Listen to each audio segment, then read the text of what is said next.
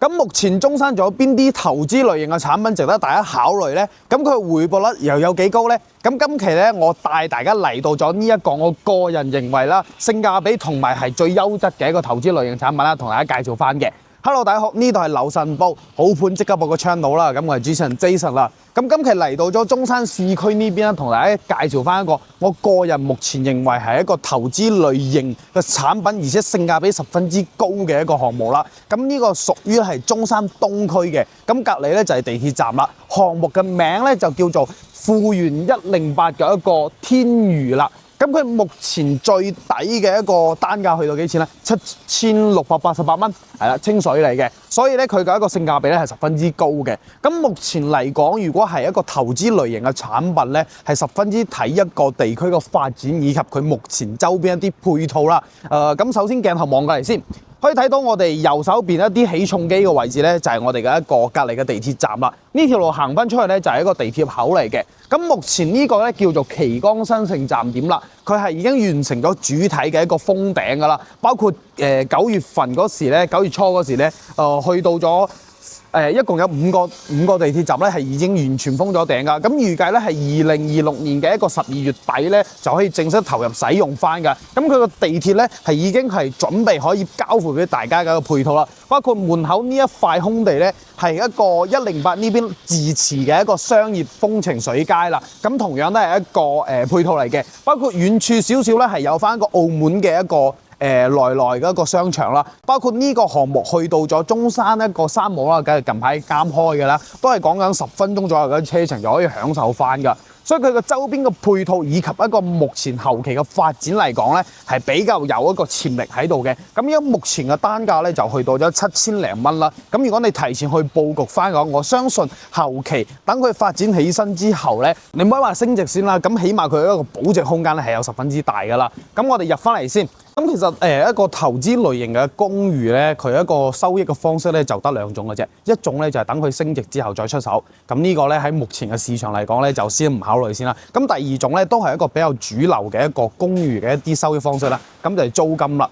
咁一個片區嘅租金咧，佢其實係有一個大概嘅範圍㗎啦。咁目前呢一個片區咧，佢有一個反租嘅。係啦，咁佢就係同一個珍品公寓嘅一個酒店類型嘅反租啦，簽6年嘅，咁係每個月咧係1800蚊嘅一個租金啦。咁我俾大家睇下嚇，佢發俾我哋嘅一個出嚟嘅一個租金咧就1800蚊，6年嘅合同，咁每年咧係有翻一個遞增噶啦，係啦冇錯。咁目前嘅話1800蚊你計翻條數落嚟咧，你一年嘅一個收益咧去到幾多啊？1800乘以12，1800乘以12，一年咧就21600蚊嘅一個租金收益啦。咁其實佢個回報咧，你計翻落嚟咧都有差唔多4厘子嘅，係啦。咁因為佢每年係年底之後咧，仲會有翻個分紅嘅，咁係比較多啲租金嘅一啲收益嘅一個方式啦。咁我都會列喺呢度，大家去作為一個參考嘅，係啦。咁呢個租金咧係一個參考租金價值嚟嘅啫。咁實際嘅一啲收入咧，都係要按照實際嘅一啲唔同情況下之後個收入啦，就唔可以話一定又有呢一種咁嘅收益方式啦。咁入到嚟可以睇到嗱，呢個就係公寓一個大堂啦 ，lobby 嚟嘅咧，係啊，其實都算得係氣派㗎啦。因為其實中山其他啲公寓啊都係舊式啲嘅，佢個大堂啊，包括一啲過渡位係好小氣嘅，咁佢呢個就唔同啦，佢做得出嚟咧就真係品質係十分之高噶啦，可以睇到佢個挑空也好啊，包括你呢度仲有一個門，如果呢度通翻出去就係地鐵口呢邊啦，係啦，咁喺中山有地鐵嘅一啲公寓咧，我相信呢一個係屬於真正行出去就係公寓噶啦，就係地鐵啊。雖然佢目前咧，佢周邊可以睇起身好似好荒涼咁啦，咁但係我相信佢後期一個發展咧，可以匹配翻佢呢個地區該有嘅配套啦。咁我而家上翻去睇翻我哋嘅一個示範單位究竟如何先。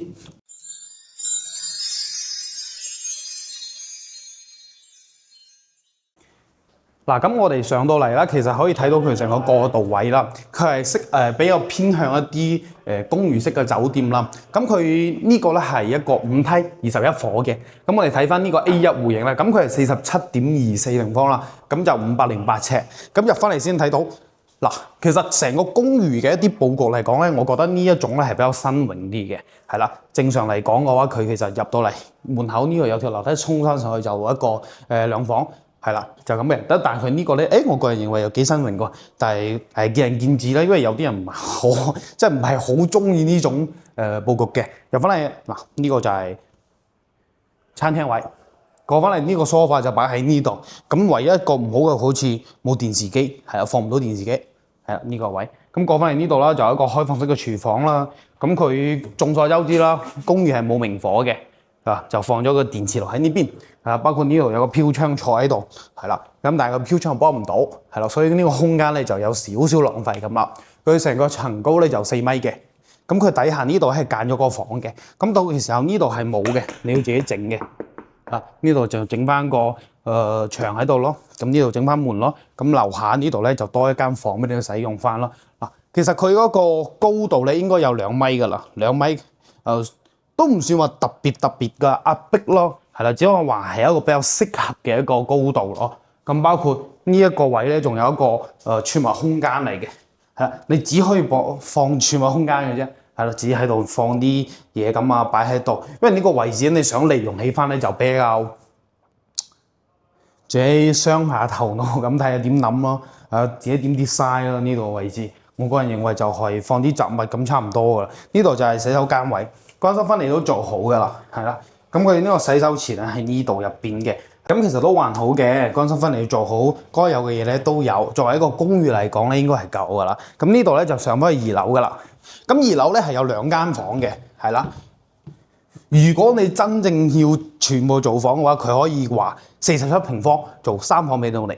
咁啊，右手邊呢度啦，咁佢呢度咧就間成咗一個休息區、休閒區咁咯，坐喺度玩下手機啊，或者係打下機。如果你到時候呢度整翻個電競台咁喺度打機都得，休閒啲啊飲咖啡又得。咁對面仲有一間房嘅。嗱，呢間房，但係呢間房有一個唔好嘅地方，呢度我如果要行翻出去，我要咁咪，係啊，好奇怪，係啊，呢度可能講緊1.2米到啫喎，呢度係啊，咁啊正常呢度咧都有2米嘅，係啦，都唔算頂頭嘅，咁啊床嘅話你就可以擺呢邊擺床啦，係啦，咁啊睇大家點 design，反正就係呢一塊我覺得唔好，其他都還可以嚇。咁其實都 OK 噶啦，47平方咧，佢可以做到差唔多3房嘅一個設計喺度俾到大家。咁如果你攞嚟出租咧，呢一個面積就可以做到1800蚊啦，係啦，1800蚊係一個包租嘅。咁如果話我唔想包租喎，我唔想去攞出去俾人哋，我自己租嘅話，可能都可以租到1600左右到，係啦。1600左右度，係啦，差唔多。我哋過去睇翻嗰個大啲嘅先。好啦，咁我哋而家睇翻我哋依2戶型啦。咁啊62方嘅，咁670幾尺啦。咁入翻嚟先。咁佢呢一個單位咧，我個人認為咧，佢可以攞嚟自住都得。點解咧？你睇翻嚟先。入翻嚟個廳，咦？佢個挑空，哇！成6米幾喎，係啦，6米幾嘅挑空。咦？呢個成個客廳睇起身係有少少嗰啲別墅仔嘅 feel 仔喎，係咪有冇啊？嗱，咁包括呢一個廚房咯。雖然話佢係開放式廚房，但係呢一種咧，我個人認為係 OK 啲嘅，因為佢其實係拍埋邊位啲嘅。係啦，呢個格局咧，我認為係 OK 嘅。嗱，包括都係電磁爐嘅，電套爐啊，佢呢種因為用唔到明火啦。咁包括呢一度就冰箱位啦，一個成個一字形嘅一個開放式廚房，包括呢度仲有個生活露台，咦，開唔到出去，應該得㗎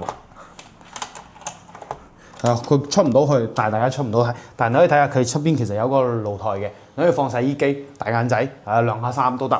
咁啊呢度餐台位啦，正常啲嘅。咁呢度1樓咧，其實佢呢一個位置咧，仲可以間翻間房出嚟嘅。